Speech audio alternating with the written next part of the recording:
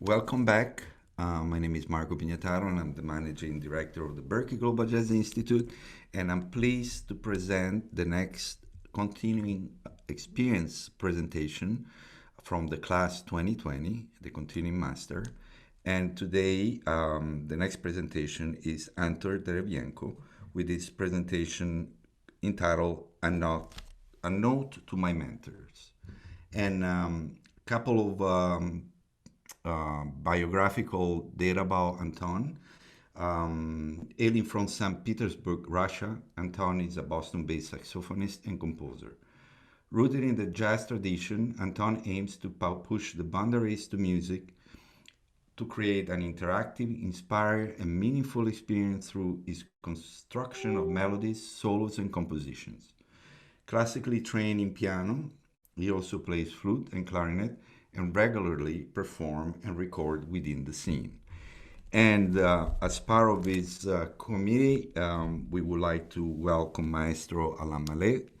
And as an advisor, I have the pleasure to work with Anton the whole year. And I will also have to acknowledge Artistic Director Danilo Perez, Giovano, and all the faculty present today.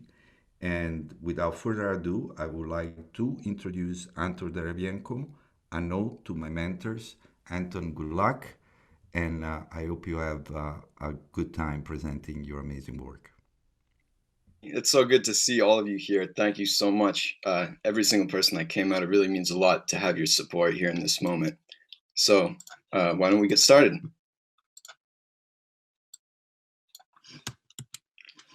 Dear friends, mentors, colleagues, thank you so much for taking the time to be here and inspire me over the years. And I just want to say I've enjoyed listening to every single person's project so far.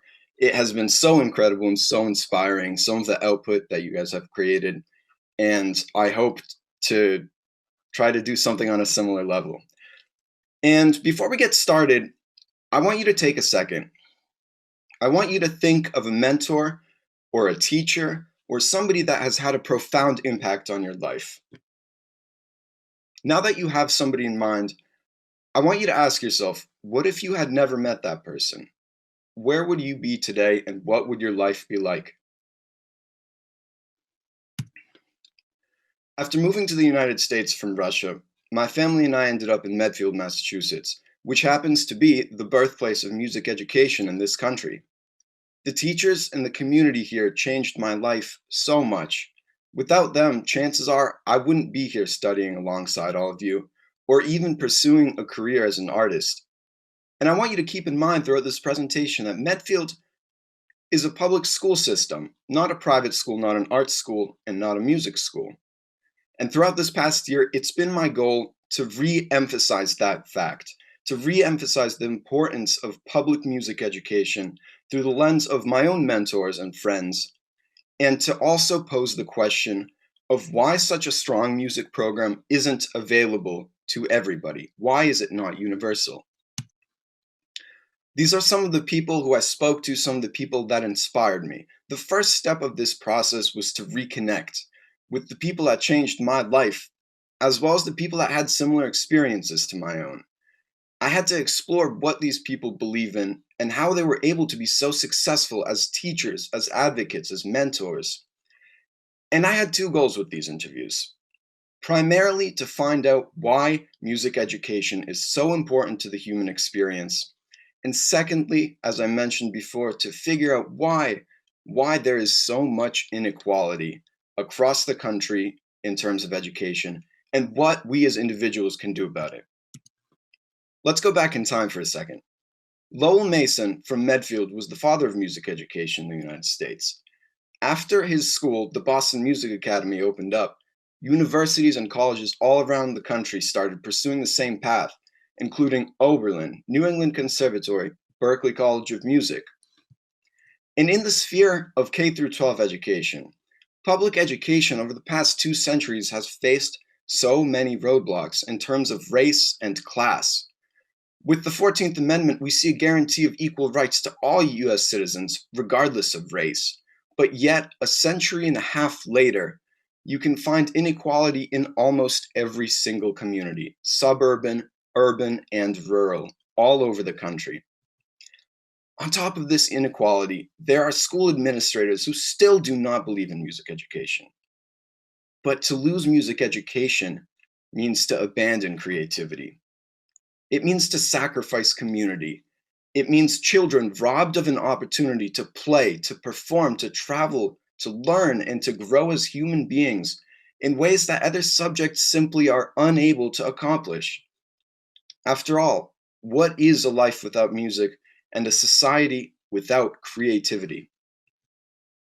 Throughout this process, I had a lot of questions, as you can tell. Some of these questions were less important, but these four are the crucial. Why is music education important for young people? What makes a valuable teacher and a program? Why is music still considered secondary to other subjects? And why is there still so much inequality across the country? I want you to keep these questions in mind as we proceed and listen to some of the music that will hopefully answer some of these questions for you. And first up, we have the amazing Paul Alberta, one of my first saxophone and clarinet teachers, a remarkable man who dedicated his life to creating opportunities for other people.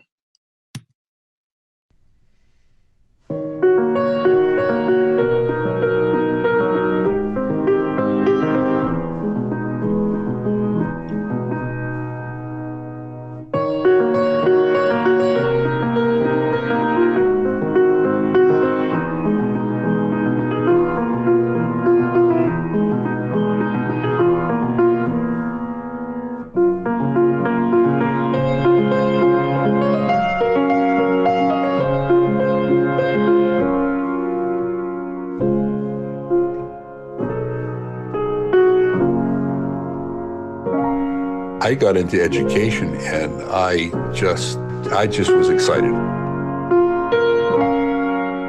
I got into education and I just was excited.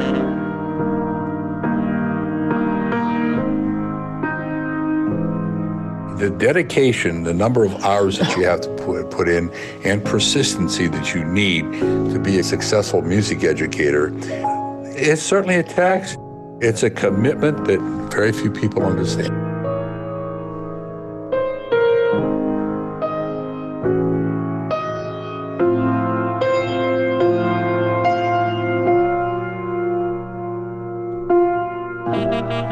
Dedication, persistency that you need.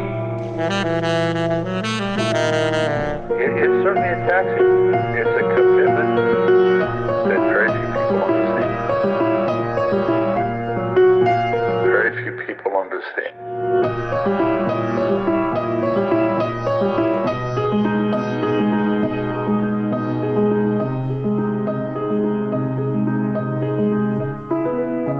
It's very lonely being a music director.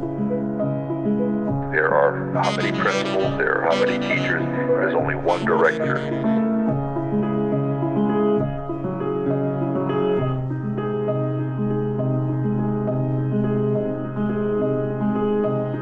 It's extremely important that the superintendent of schools has the moral integrity to support music when maybe all of the other people involved, some of the administrators, some of the teachers, don't do that. To support music, some of the administrators, some of the teachers, to support music, to support music, to support music, to support music, to support music, to support music.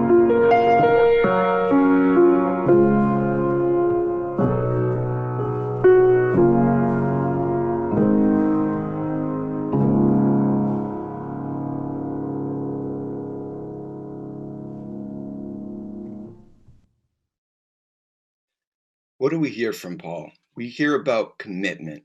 We hear about how taxing that commitment is. And he emphasized the importance of having people by your side in the administration and in your community to support music, right? To support music. Next up, we have the very first subject that I interviewed, a very fine young music director, Keith CURBOW, very talented guy. And this is somebody that has a vision for the future of music education. Let's listen to what he has to say. Being able to take part, listen, make, be around, go to, consume at home, consume outside, talk to people. All of that just gives you so much to hold on to.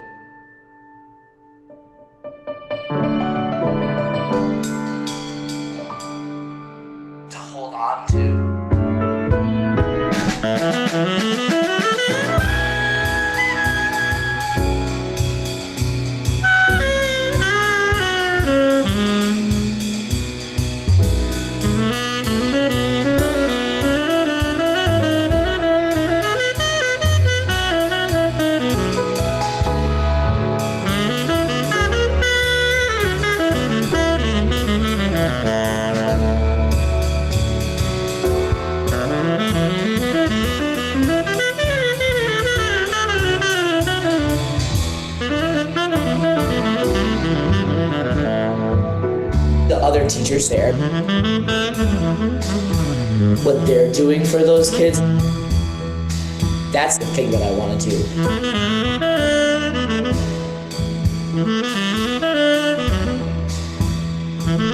I want to teach that music.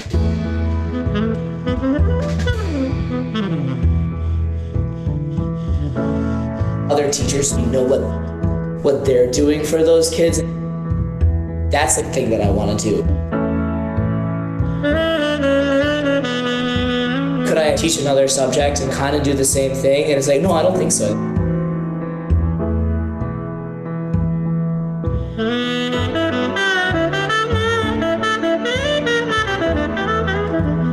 There's something unique about the opportunity that doing music presents. It means to be with people. Music does not happen alone. Music is always in relation to other. Self and other are one at every point. There's no singularity. It doesn't exist without others.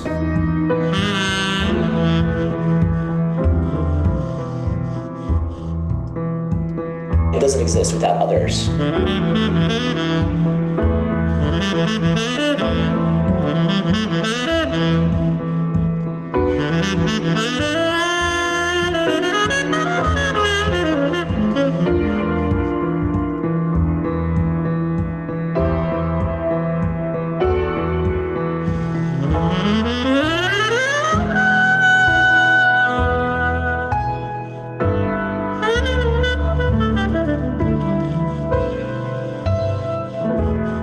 Beyond words in a way, but I know that the evidence of why it's important is because every time something doesn't go right, how much I care that it should go right.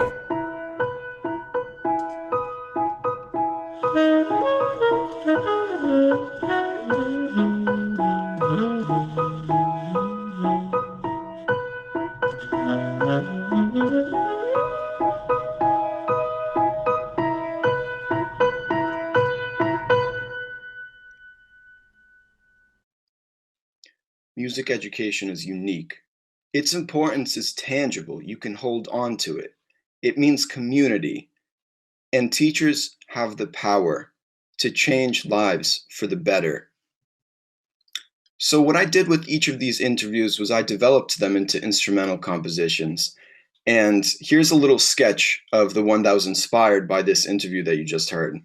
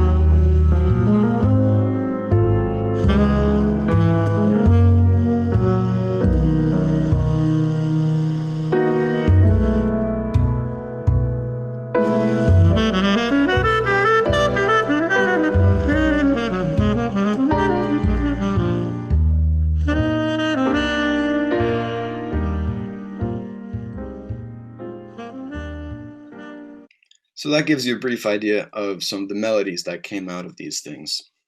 The next person that we have is my trusted advisor, Global Jazz Institute Managing Director, Marco Pignataro. And here he speaks a little bit about his beginnings in education and his beliefs about the power of a teacher.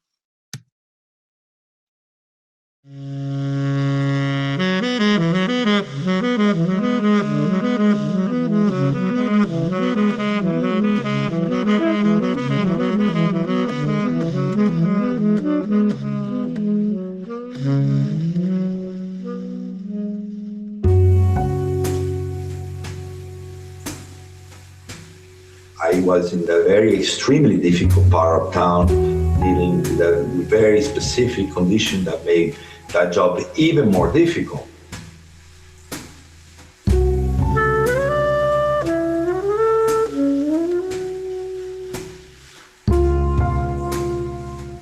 I was in a very extremely difficult part of town, dealing with a very specific condition that made that job even more difficult.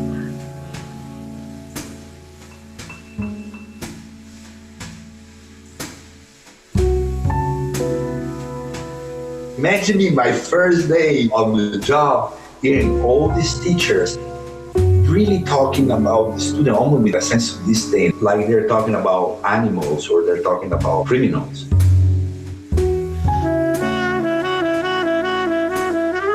they're talking about animals, talking about criminals. Animals, criminals.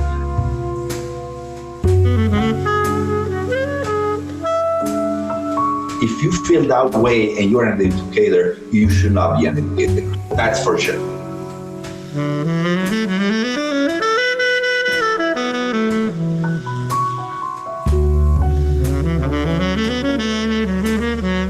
Those kids were not monsters. Those kids were not monsters. Those kids were not monsters. You could become a monster tomorrow.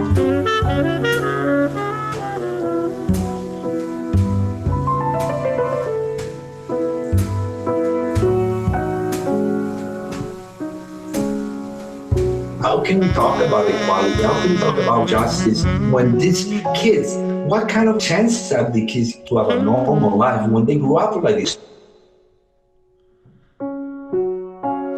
You as an educator should be the person that becomes the antidote.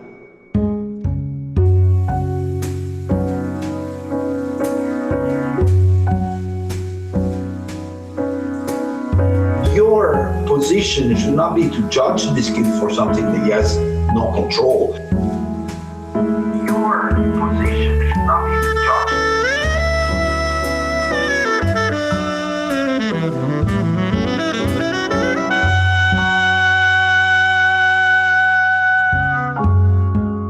But that's why you as an educator should be the person that becomes the antidote. You should, teachers should be the antidote.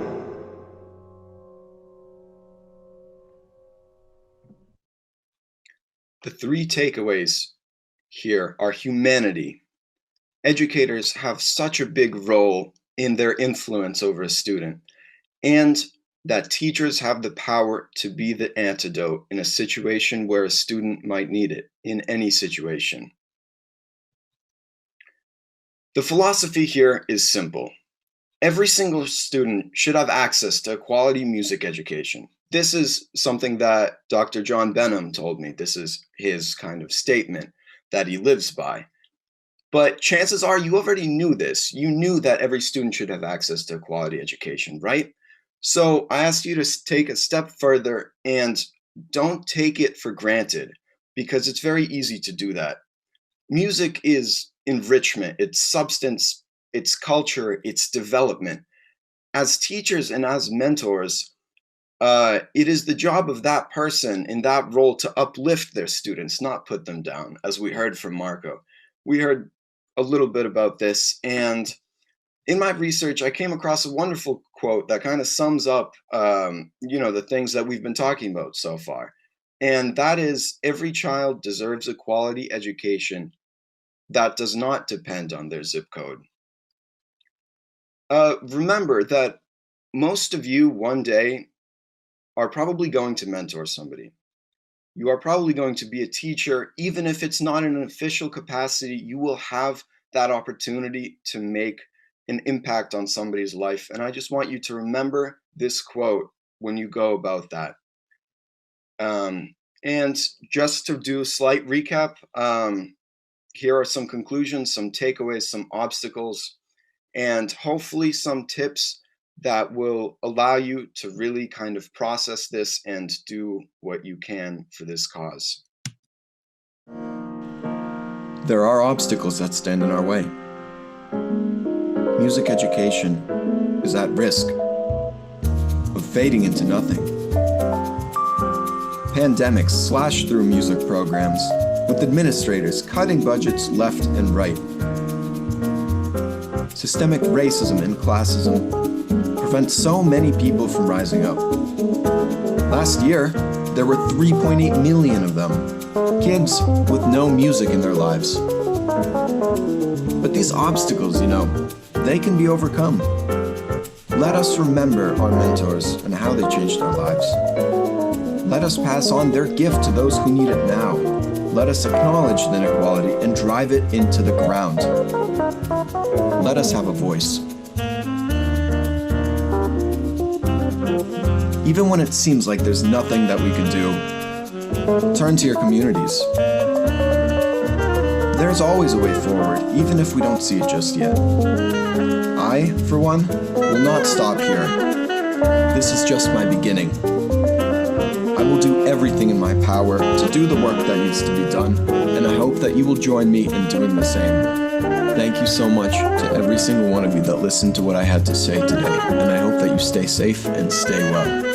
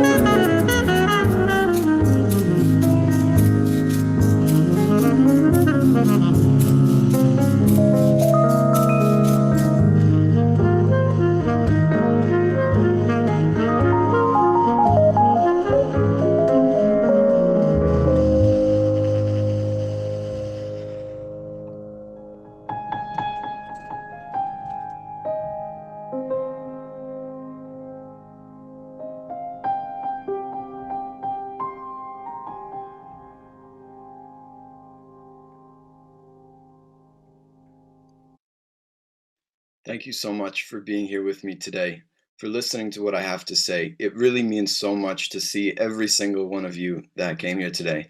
And the list of people that I have to thank is incredibly long, but these people did so much for me and have done so much for other people. It is so inspiring. Thank you, Marco. Thank you, Danilo. Thank you, Alan, for doing so much for this project. Truly, helping it evolve into what you just heard.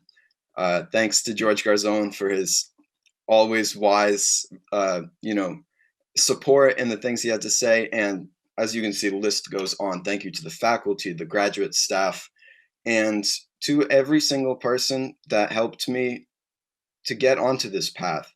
And lastly, two people, my grandmother for putting me on this path of music, and Doug Olson, who may or may not be listening today, but he is one of the biggest reasons that I am here before you today and that I decided to pursue a career in jazz and as an artist. And I have him to thank so much for that. And thank you once again.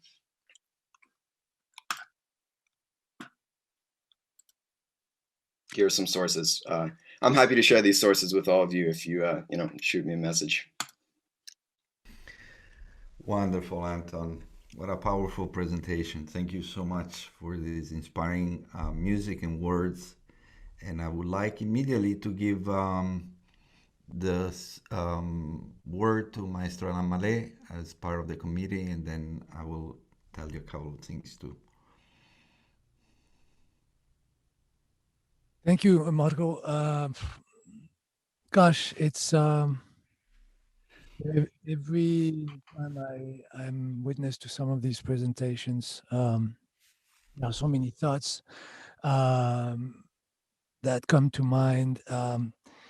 And one of the problems that I have is also when I've worked as closely, on something as I have with you on this project. I always feel like I'm repeating things that you've heard a gazillion times.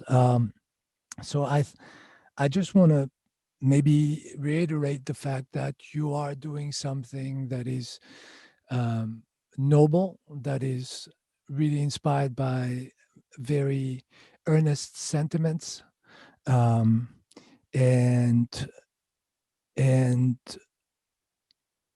there is something really touching about this.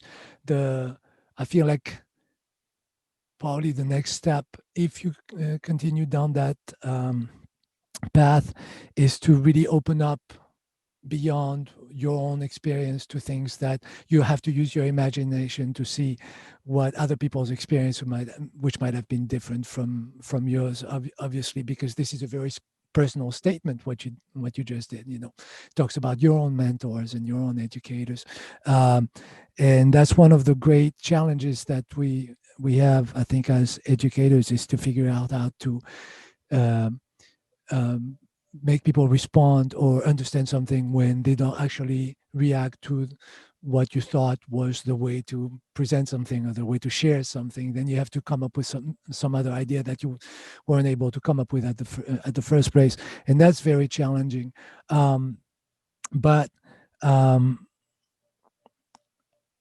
am, as I was listening to your presentation, one of the things that I mentioned the word touching. I use the word touching. I think it's. I'm always torn when I see young people being so being focused on education. On the one hand, I feel it's unbelievable that you guys are even thinking about this. On the other hand, there's still a part of me that feels like being an educator, at least as a main occupation, is something that should come later in life, because I think everybody needs the benefit of experience and a career to actually be able to share on a certain level with students, which doesn't mean that you cannot teach somebody when you're young. Of course, we all teach at every moment. We're always either a teacher or a student in some way. But so what I'm leading to is the fact that I can imagine that the people that you targeted as the object of your presentation, including Marco, must feel really. It must make them feel great to know that you feel that way about the impact that they had on us. But I can tell you personally that there is one thing that remains true for all my students, and that is that the greatest praise that anybody can ever give me as a teacher is to go out there and make something of themselves and do great things for themselves as well. And as much as I love the accolades, there is something really significant about making it real. not just words, etc. So there are many ways in which you'll be able to praise your teachers and mentors, because you're an extraordinary musician, which I want to remind everybody, you were playing both keyboards and saxophones. And it's kind of, it's easy to forget that at the end when you're playing this beautiful Rhodes solo and trading with yourself. I hope that education remains foremost on your radar, but I hope you don't forget to go out there and be great yourself. Thank you so much, Alan. Thank you, Alan, for these comments, and allow me to go next, just as in my role as advisor to Anton. Okay, like Alan said, I'm sure that because we talk so much, some of these things you may already heard, but I have to say what impresses me about this project of yours is many things. But first, I think from the first day that we talk about this idea, where you still were looking for, a specific focus of, trying to have some sort of like specific findings, is that it comes from a sense of gratitude, and that to me is beautiful, and I feel it. I feel it because you basically use yourself and your experience and everything you are today as a way of giving back and say, well, this system really worked for me, and these are the things, the people that really helped me, and this is because of the school system where I was, because of the mentor, I am who I am today. And I think this is beautiful, and to me it fuels everything that we hear today, including this passionate cry for help for music education that is I feel, and I agree with Alan, you're so young, but you feel it already. You already understand the importance of it, and you putting yourself in that direction of becoming ambassador of something that is so important. So I truly appreciate the sentiment that you bring here, and I want to publicly say it because I saw it throughout, these 2 semesters. And I know you didn't exactly know what you were looking for, but now you find it, and you really, really, really, really, I see you getting there and finding it, and now it's beautiful. And I feel honored that you included me. Although it's super weird to hear my voice in your music, but we'll talk about that. But it's really incredible for me. And I want to ask you something. After congratulating you on all of this that you presented, is like at this moment in your you finishing the program, and you basically dedicate a year in reading books, having interviews, and really getting into this field, as an advocate. What do you think there are some steps as individual action steps that we could do to create change in the educational system? Do you have new answer now? Yeah, absolutely. So it all comes down to communities, individual communities. We have these communities that stay with us throughout our entire lives. And something that we can do, we can reach out to those communities. We can reach out to mentors. We can reach out to teachers. And first of all, we can gauge to see the status of music education in the places that we came up. And we have to realize, whether it's successful or not, whether, there are impending cuts, whether or not there's a risk of really losing those programs. So on a very, very basic level, we can reach out to those people and touch base, because when we reach out to those communities, we have a better idea of what needs to be fixed, what needs work, what we can do. For an example, a couple of weeks ago, or rather every year, there's a Lowell Mason concert that happens in Medfield. And unfortunately, due to COVID, this was entirely online this year. So Chris McHugh-Potts, who is here, I have, first of all, so much gratitude for her. She has done so much for this project and is a huge inspiration. But she reached out to me and asked if I would be willing to film something, with a band, and speak a little bit about the importance of music education. And this, for me, this was a small opportunity to give back to the community and to really emphasize how important it was for me. This music education, this incredible program that did so much for me. And so that's just a small example of, an opportunity within your own communities. But, on a much larger scale, there has to be change on a larger scale, on a federal scale. There has to be federal support of these programs. Each state is relegated to doing their own thing, right? In terms of education, there aren't as many clear guidelines in federal policy. So we have to work around that. We have to find a way to really gather support on a large scale. And that's something that I hope to pursue, with this project. As I said, this is not the end of the project. This is just the beginning for me. So what that means research. That means reaching out to people. That means gathering information on the state of music education and really trying to do something with that. Having this goal of making change on a community level, but also on a larger scale, because we have to have that vision.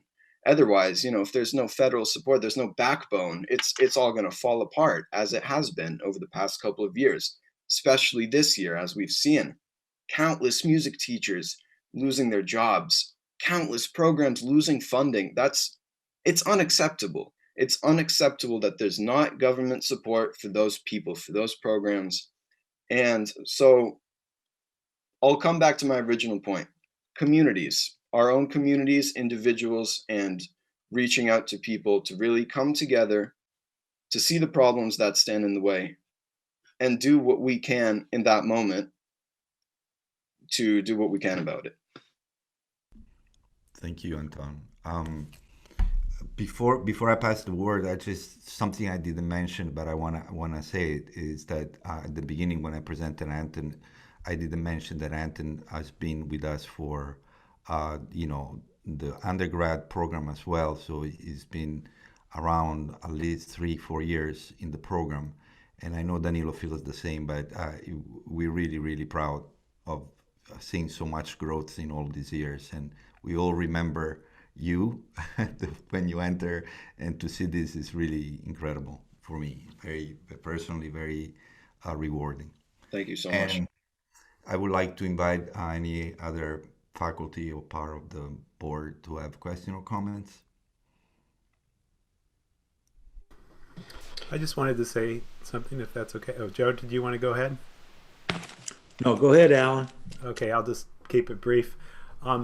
Anton, I haven't worked directly with you, but I've heard your wonderful playing on several other people's projects, and I've enjoyed it a lot, and beautiful playing on this as well. And I just wanted to express my appreciation for that, and also for your theme here. As somebody who's devoted a huge part of my life as a musician to education, it really is beautiful to hear your appreciation for your teachers and for the field of education, and to analyze what's wrong and can be improved. I usually try to stay out of expressing my personal political opinions that are actually political in these things, but I just want to say that I feel like one of the greatest injustices, it's almost mind-blowing to me, and I think it is to a lot of people who are from other countries, is that in the US we have an arguably understandable idea that education should be locally administered, but it's also locally funded, and so it perpetuates economic disparities between richer and poorer people. Property taxes is what it's based on. So if you don't have expensive property, you don't get money for schools. It's crazy. I mean, how is that ever going to lead to justice? Because education affects opportunities in life to learn and make money and pass on knowledge and culture, and also money to your heirs and your community. It's really mind-blowing to me, and I'm glad you pointed it out, and I hope you find ways to, and we really feel it in the area of music, because music, as you said, is so often cut, and as a core music chair at Berklee, I see the effects of that. I see how some people are privileged to learn how to read music at a young age, and others don't have exposure to that, even if they might have been interested. And so it affects people even in our college, although we work with everyone as best we can and overcome that as best we can. Anyway, I just wanted to say I really heard you and I appreciated it, and I wanted to compliment you on your excellent playing. So, Thank you so much, Alan. Yeah. Thank you for being here. It means a lot. My pleasure. I enjoyed it. Alan. Joe, you wanted to say a couple words. Yeah, I want to congratulate Anton and say how much I've really enjoyed working with you through these years.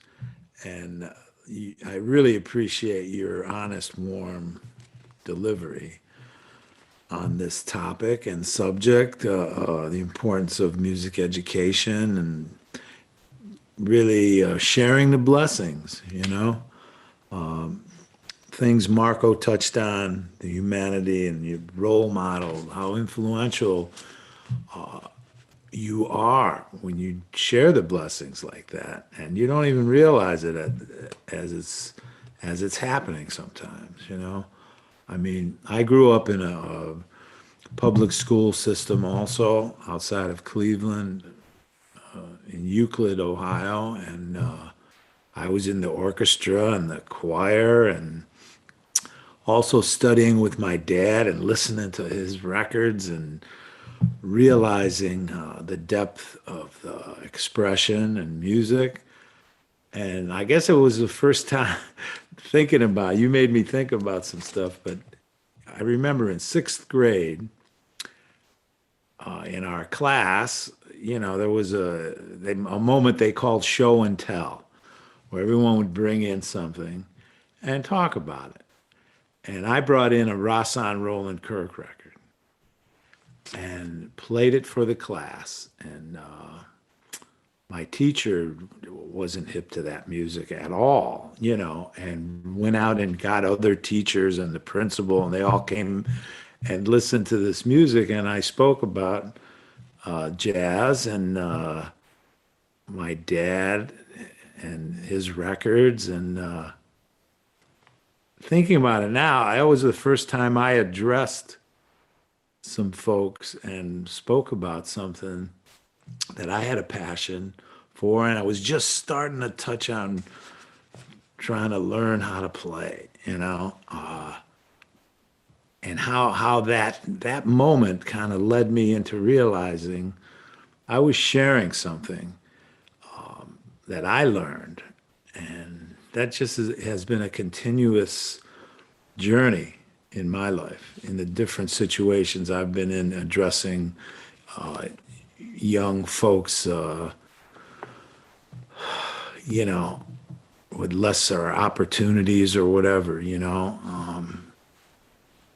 But I really appreciate the way you touched on all these little things, man, and reaching back to your first teachers in your elementary schools and junior high and high school ages, that period.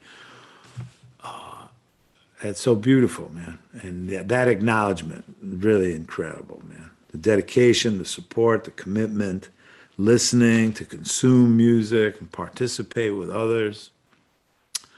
The student-teacher relationship you have within yourself is always there and growing all the time and developing. You're always going to be a student, always going to be speaking about things that you're experiencing and enlightening others that might not have thought about some stuff. So carry on, man, and definitely it's always new beginnings all the time, and to really get in your community is very important, man. I've been trying to do that in my way all of my career in life, and it's beautiful, man. Thank you. Thank you so much, Joe. Thanks for being here. Thank you, Joe. Also, man, you sounded so beautiful. You're playing. No, you made some short, strong, very soulful statements. and accompanying yourself on the piano, that was something else, man. But on the saxophone, you made some statements. You didn't just blow and play with a wildness or anything. You were saying something, man, and it really touched me, man. It was beautiful. Thank you. That means a lot. Thank you, Joe.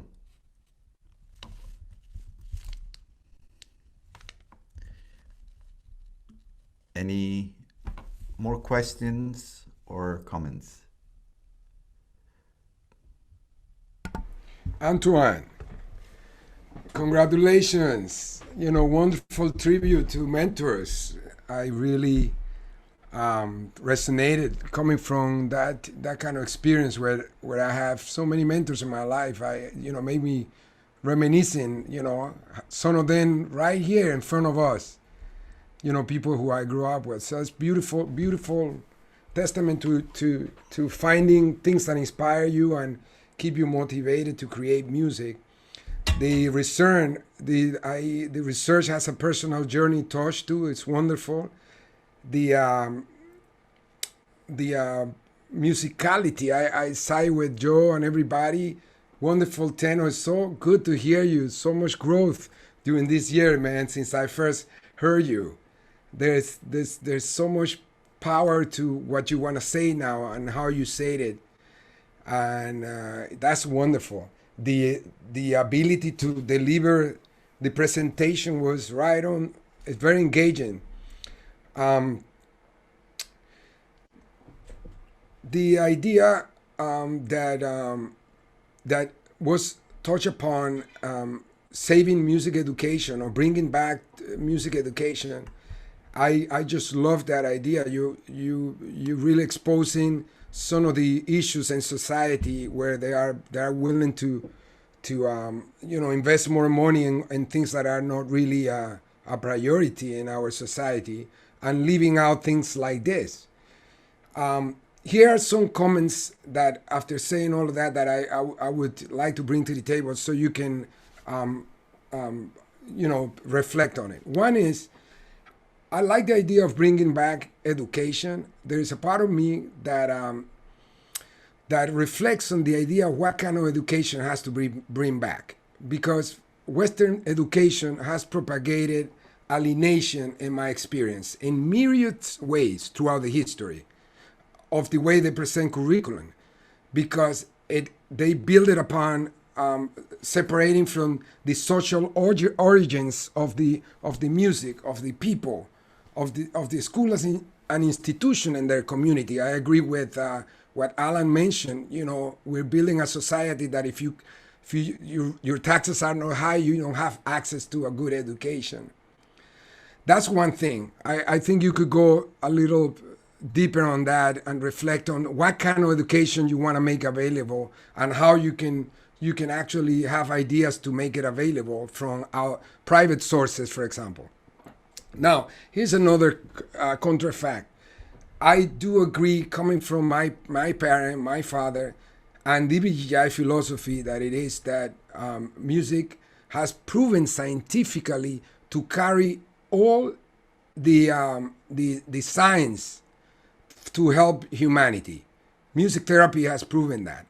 So one of the things I would like for you to reflect on it is on the idea that just as much as when you become a doctor, you have to love blood. When you are an educator, what is it that you love? There's something there. What is it that we love doing as an educator? I think, for me, shaping the leaders of the future in the best way possible, building citizens. So who carries the antidote is the music. We are an instrument of change. So that's one thing to reflect on it. The other thing to reflect is that education, when you mention that to lose education is to abandon creativity, I completely disagree. As much as I am a part of my father building, I will reconsider that, because you have other point of view regarding that. Humanity came creative already. And the idea of mentorship, which is something that you bring to the table, can be resumed by this idea that Wayne taught me. And it is, being a mentor is like having a parent takes two children to a parade. And there is this, the children cannot watch the carnival. So they asking their father, Papa, what's going on? And the dad tells the kid, this is what's going on. So the great mentor takes their kid and put it in the shoulder. And now what happened is the kids tell their parents what his father can't see because they are placed in a higher position. Oops. I would like you to leave you with that thought. Thank you for this inspiring presentation musically. It was so inspiring to me. And thank you for being a part of this great community at the Berklee College of Music and the Berklee Global Jazz Institute. Thank you so much, Danilo. So much of this presentation comes from you as well, the inspiration to use the voice as an instrument and transcribe the voice. That was a huge part of this, and you were my introduction to that, you know, through one of the first workshops that I attended when I first joined Global. That was one of the very first things, and that was that was really the starting point for this project, creatively speaking and musically speaking. That aspect, the musicality of voice, just influenced the entire thing. So thank you so much. You have come and you have grown so much, Antoine, in your sound and in your the point of view that you have. I think you know this is a topic for life. Oh, one last thing I will also include. You play so much freely, so much jazz, so much of the Afrocentric perspective. It would be nice that you include that as a part of the presentation in the future. All right? Absolutely. Because it's not that we need music education. It's just we need a better music education. Sure. Yeah. A decolonized music curriculum. That's what we need. Dig that. Anton, do you have any last comment or statement or feelings that you would like to share with us? I mean, there's so much I could expand on. I won't right now, except for one thing, which is gratitude to everybody here, to my mentors, to my family is here. They were listening from upstairs. So thank you to them for coming and for their support. And, you know, for the people that reached out and wanted to be here, that means a lot to me, that, you know, they would, even just that small act of reaching out and being here, that really means a lot to me. And also my door is always open. There's so much information that I would love to expand on that I didn't get a chance to. So please reach out. Please don't hesitate to do so. I would love to continue these conversations and let this be a jumping off point for that. And one more time, thank you to every single person. And also to the students and my peers. Unbelievable. And that's it. Thank you. Congratulations, Anton. Thank you so much. Congratulations.